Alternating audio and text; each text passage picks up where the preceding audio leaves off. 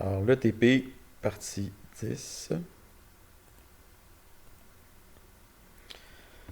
Donc, l'objectif, c'est de préciser le fonctionnement de chacun des récits à l'aide de critères d'acceptation. Donc, je m'attends à ce que vous répartissiez le travail environ 50-50 entre les membres de l'équipe.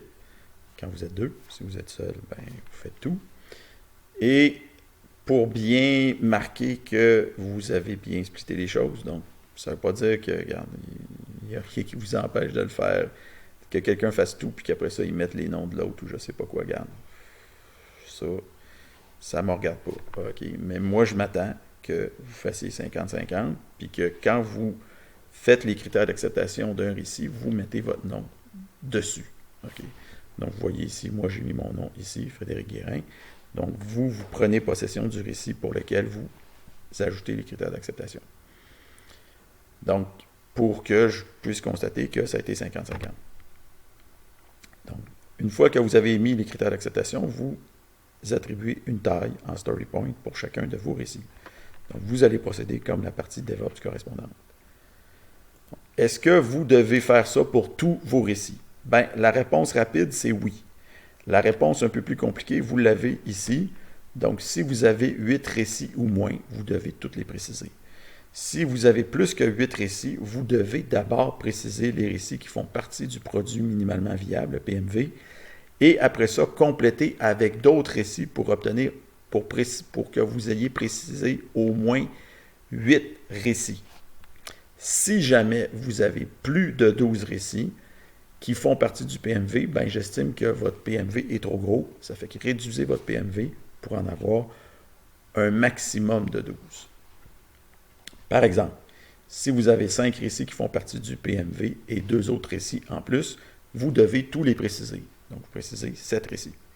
Si vous avez 7 récits qui font partie du PMV et 3 autres en plus, vous précisez vos 7 récits du PMV, plus un autre au choix. Si vous voulez faire les 3, vous pouvez le faire si vous voulez. Mais moi, j'en demande qu'il y en ait 8, okay?